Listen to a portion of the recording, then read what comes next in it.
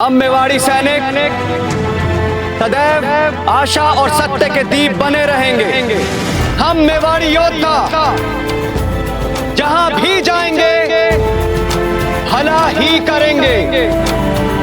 हम ऐसे बनेंगे कि लोग अपने संकट के समय में भी हमारी ही आस करें। एक सच्चे योद्धा की भांति हम आत्मसम्मान, सत्यनिष्ठा, न्याय और सही और गलत की पहचान को सदैव महत्व देंगे। ये सभी आदर्श दिखावा नहीं अपितु हमारी जीवन शैली बनेंगे। हुकुम।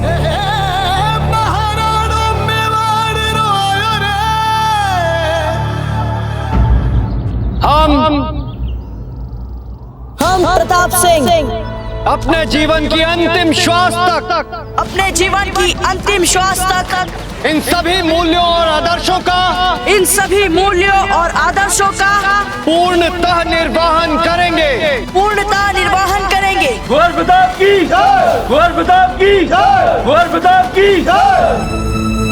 रक्त तो उबाल सा, सख्त है तू ढाल सा, भारत कहे वीर सा, मेरा पुत्र प्रताप है।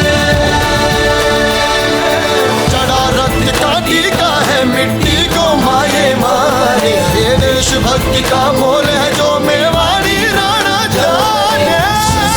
मेवाड़ की सेना में आपका स्वागत है। जिसकी जयकार प्रताप है। सेनापति कुंवर प्रताप, सेनापति कुंवर प्रताप की, सेनापति कुंवर प्रताप की, सेनापति कुंवर प्रताप की, सेनापति कुंवर प्रताप की। जय किंग जी की जय मेवाड़। वीरों के साहस की जो हुंकार प्रताप है। जय जिसकी जयकार प्रताप है। फेंक दो इन चारों की लाशें उस जंगल में, फेंक दो। सोने दो वहां, खाने दो चील कबूओं के थोको, फेंको।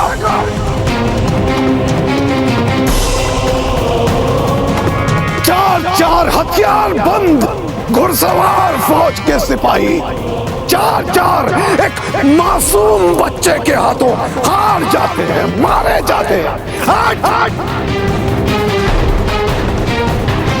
कोई हक नहीं है इन्हें कायदे के साथ दफन होने का, कोई हक नहीं है। ले जाओ इन्हें, करो हमारी नजरों से दूर, ले जाओ।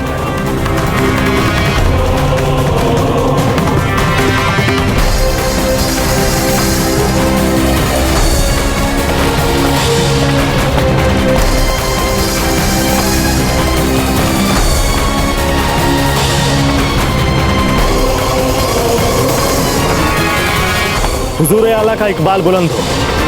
हुजूर, आपकी दुआ से हमने अपने साथ एक ऐसे शख्स को मिला लिया है जो हमें भीलों के करीब बहुत जल्द पहुंचा देगा। कौन है? हुजूर, उसका नाम नत्था है। हमें किसी का नाम जानने में दिलचस्पी नहीं है। हुजूर, हमने ये उड़ती उड़ती खबर सुनी है, ये जो नत्था है ये भीलों के सरदार राणा खेता के बहुत करीब है।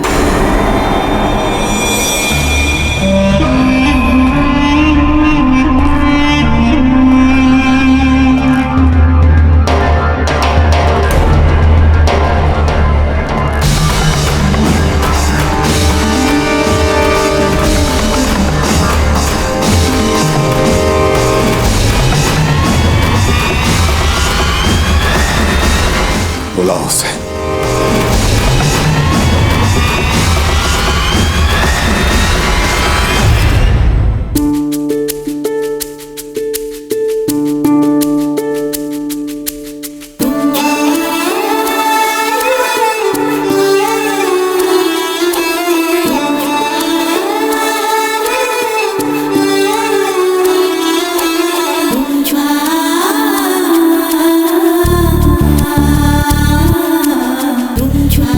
हमारे पूर्वजों की ये तलवार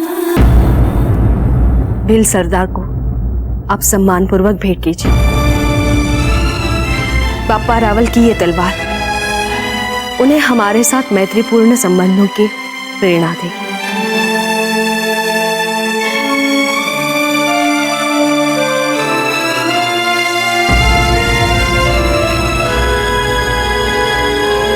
अपना ध्यान रखिए।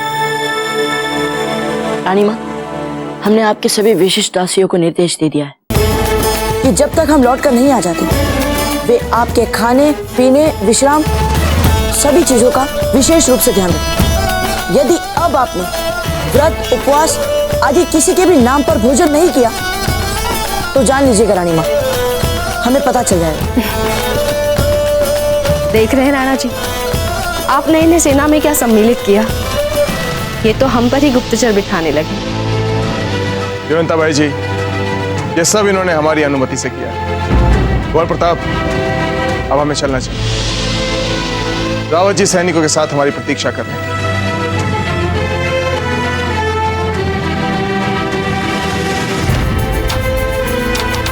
चलते हैं मंजली माँ, चलते हैं छोटी माँ।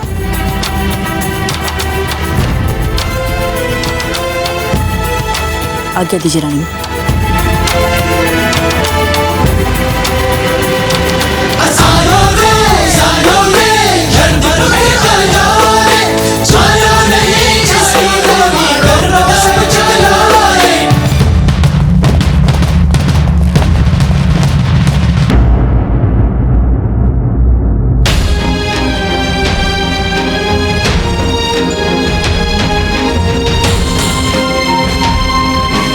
ये लीजिए जयवंता बाई जी,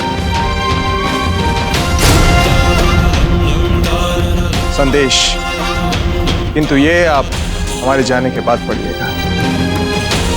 चलते हैं।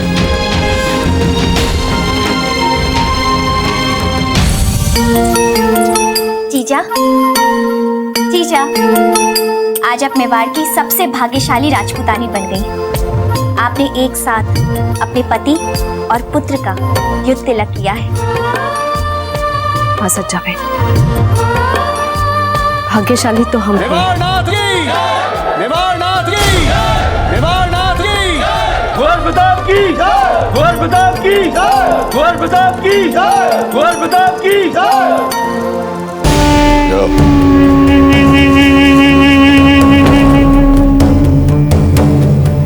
नत्था जी,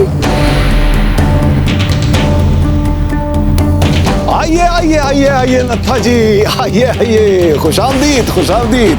वाह वाह वाह वाह वाह वाह। नत्था जी, आपने यहाँ आने की जो जहमत की है उसके एवज में हम आपको एक छोटा सा नजराना पेश करना चाहते हैं। कबूल फरमाइए। ये वाह वाह।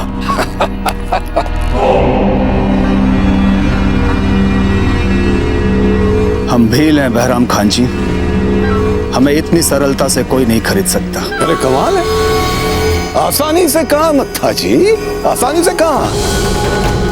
ये जो आपकी इज्जत अफजाई में हमने आपको सोने की अशरफियों का जो हार पहनाया है, इसकी एक एक अशरफी खास तौर से आपके लिए डाली गई है। और अगर आप गौर से देखेंगे ना तो इसकी एक अशरफी से आपकी साल भर की रसद का इंतजाम हो सकता है। और तो और हमने आपके सभी साथी भीलों के लिए ऐसे अशरफियों के हार तैयार रखे हैं। बस आपकी दोस्ती का हाथ हमारी तरफ बढ़ जाए।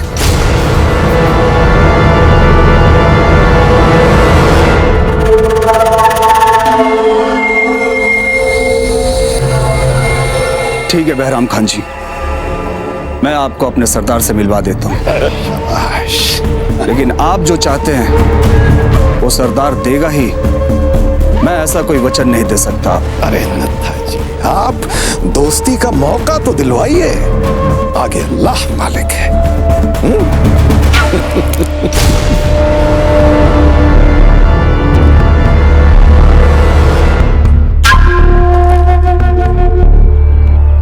वाह रावत जी वाह, अति उत्तम योजना बनाई है आपने। इससे पहले कि बूंदी सेना को पता चले, हम उन्हें घेर कर उन पर आक्रमण कर सकते हैं। बहुत अच्छे। इससे इस युद्ध में हमारी स्थिति उनसे अच्छी रहेगी। किंतु राणा जी, हमारी इस योजना में एक समस्या है। कैसी समस्या रावत जी?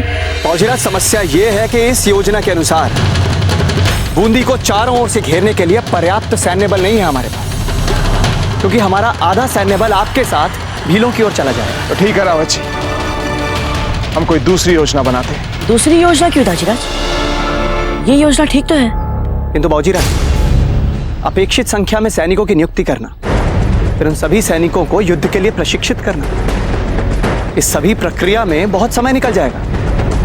इसकी आवश्यकता ही कहाँ है रावत जी? आप कहना क्या चाहते हैं कुंवर प्रताप?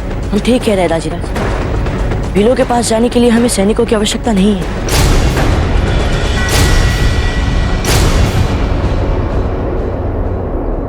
घुमेरू, चित्तौड़ से अब तक कोई समाचार क्यों नहीं आया? चित्तौड़ के किले में कोई गतिविधियां क्यों नहीं हो रही है? और यदि हो रही है, इस बात के समाचार भी हम तक क्यों नहीं पहुंच रहे?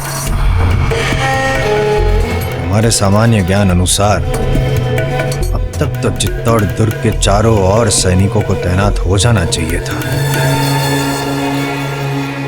बात क्या है घुमेरू? चिंता मत कीजिए हुकुम, अभी हमारे गुप्तचर चित्तौड़ की पूरी युद्ध योजना का समाचार लाकर हमें दे देंगे। चिंतित तो अब राणा उदय सिंह और कुंवर प्रताप को होना पड़ेगा, क्योंकि राव सुरतन का असली रूप दोनों ने अभी तक देखा ही नहीं। जब हम सब ये जानते हैं कि भीलों को हम अपनी शक्ति से नहीं जीत सकते, मात्र मैत्री संधि की एक सफल मंत्रणा ही उनको मुगलों के विरुद्ध यानी हमारे साथ ला सकती है दाजीराज, फिर क्यों आप हमारे साथ आधी सेना भेज रहे हैं? इसलिए कुंवर प्रताप कि यदि मैत्री वार्ता हमारी आशा के अनुरूप नहीं गई और बात बीच में ही बिगड़ गई, तो आप गहरे संकट में फंस सकते हैं। दाजीराज, आप ये भी तो समझने का प्रयास कीजिए कि यदि हम भीलों के पास अपनी सेना लेकर गए तो वे हमें अन्यथा भी ले सकते हैं। क्या पता फिर वे हमारे उद्देश्य को ही अपने विरुद्ध समझ ले, यानी कि मैत्री वार्ता आरंभ होने से पहले ही युद्ध छिड़ जाएगा उनके साथ। दाजीराज, आपने हमें अपना विश्वस्त मैत्री दूत नियुक्त किया है, तो इस दूत की समझ पर विश्वास कीजिए, हमारी क्षमता पर विश्वास कीजिए दाजीराज, अपने चुनाव पर विश्वास कीजिए। कुंवर प्रताप, आप हमारे पुत्र हैं, इसलिए हम आपको भीलों के पास अकेले जाने का विरोध नहीं कर रहे। आपके स्थान पर यदि कोई और सेना नायक होता, तब भी हम उसकी सुरक्षा की ऐसी ही चिंता करते। हमारे लिए हमारे हर सैनिक का जीवन हमारे अभियान से कम प्रिय नहीं। कुंवर प्रताप अकेले नहीं जाएंगे, राणा जी हम जाएंगे उनके साथ।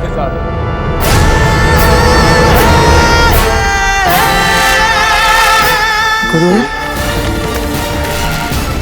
हम आगे नहीं राणा जी। जय एकलिंग जी। आइए आचार्य जी।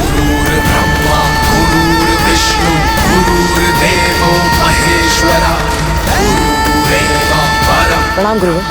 विजय भव।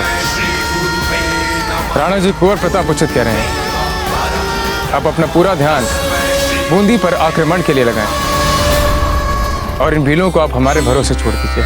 किंतु आचार्य जी, आज तक आपने किसी राजनीति में भाग नहीं लिया, फिर आपने उचित कहा राणा जी, किंतु हमारे प्रिय शिष्य कुंवर प्रताप के स्नेह ने हमारे मन, हमारे हृदय को मेवाड़ की गतिविधियों से इस प्रकार जोड़ दिया, यदि मेवाड़ पे कोई समस्या आए तो हम अपने आश्रम में हाथ पर हाथ धरे बैठ नहीं सकते।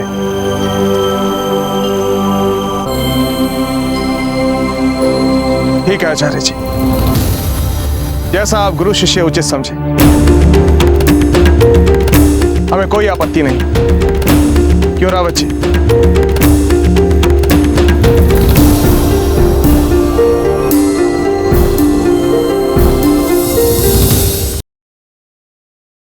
तुरंत कक्ष खाली कर दो।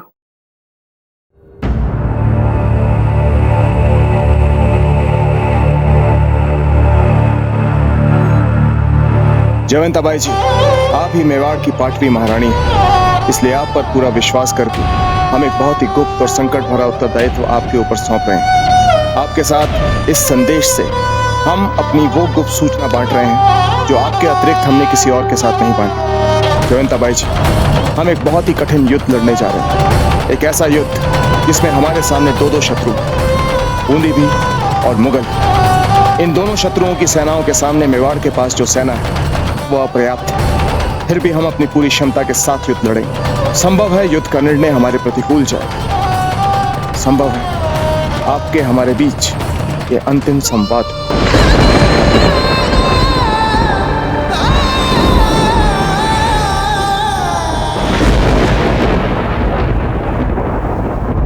हम चाहते हैं कि आप अपने साथ सभी रानियों को साधारण वेशभूषा में अपनी राजकीय पहचान छिपाते हुए जितना शीघ्र हो सके राजमहल से निकल जाएं। जिस समय आप हमारा ये पत्र पढ़ रही होंगी, एक गाड़ी हमारे महल की गुप्त सुरंग के मुहाने मेवाड़ के राजकोष के साथ आपको तैयार खड़ी मिलेगी, जिसके साथ हमारे कुछ चुने हुए विश्वस्त सैनिक होंगे जो आपको बिजोलिया ले जाएंगे। इस समय वही आप सबके लिए सुरक्षित स्थान रहेगा।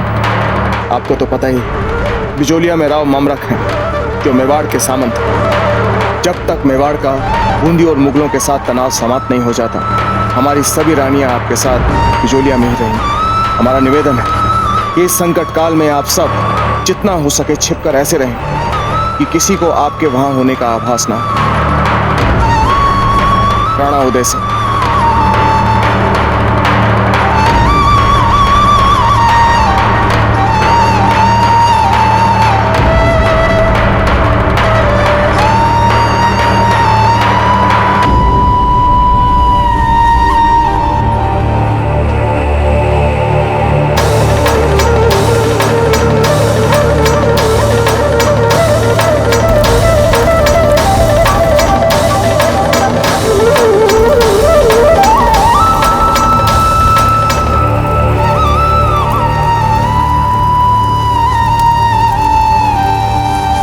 बैरम खान जी, आपके बातों से क्यों ऐसा प्रतीत हो रहा है मुझे कि आप मेवाड़ पर आक्रमण करने के लिए कुछ ज्यादा ही आतुर हैं।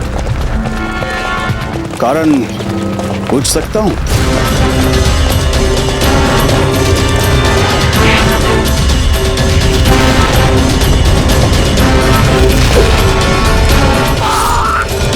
मेवाड़ के साथ हमारे कुछ ऐसे हिसाब बाकी हैं जिन्हें जब तक हम पूरा नहीं करेंगे हमारी रूह को सुकून नहीं मिलेगा।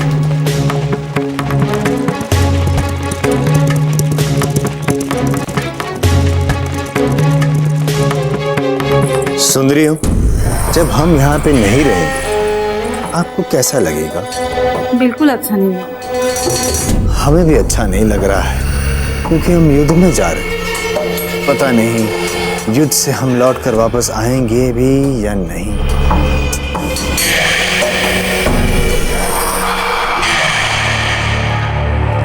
हुकुम, हमारे गुप्तचरों ने अभी अभी समाचार दिए हैं कि हम चित्तौड़ पहुंचे उससे पहले ही उदय सिंह बूंदी को चारों तरफ से घेरने की योजना बना रहे हैं।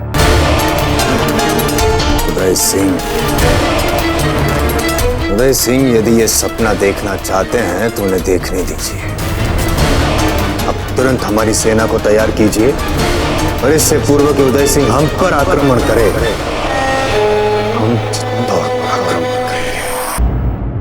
हम अपना महल छोड़कर कहीं नहीं जाएंगे जीजा। हमें पहला ऐसा किसी ने नहीं कहा। हम भी रानी है मेवाड़ की। राजीव भाई जी, युद्ध का समय चल रहा है और ऐसी आपात स्थिति में हमें अपने से पद में ज्येष्ठ और वरिष्ठ का आदेश बिना विवाद मानना चाहिए। और वैसे भी जीजा मेवाड़ की 5वीं महारानी है, उनका आदेश तो महल में सबको मानना पड़ेगा।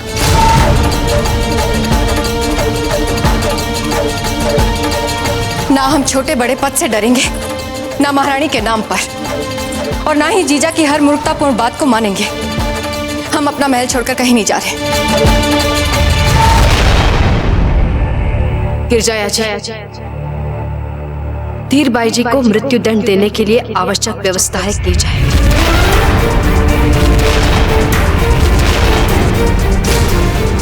क्या कहा आपने? सुना सज्जा जीजा, क्या कहा इन्होंने? आप ऐसा नहीं कर सकती हैं जीजा। हम ऐसा ही करेंगे क्योंकि राज आज्ञा की अवहेलना राजद्रोह माना जाता है।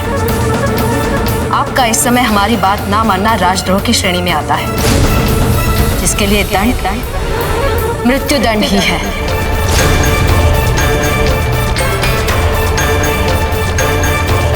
ठीक है जीजा, चलते हैं।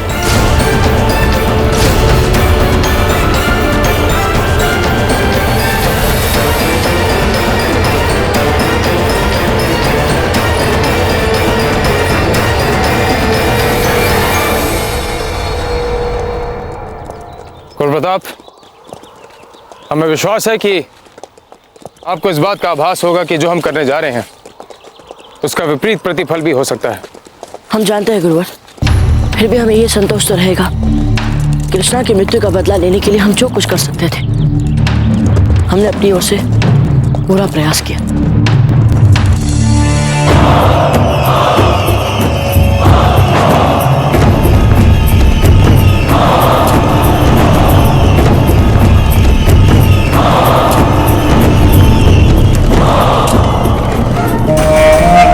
सुभान अल्लाह, लगता है हम लोग मेवाड़ हासिल करने से पहले की अपनी आखिरी मंजिल तक पहुंच चुके हैं नाथा जी। सावधान रहना होगा कुंवर प्रताप, यहाँ से भीलों का क्षेत्र आरंभ होता है। जी गुरुवर।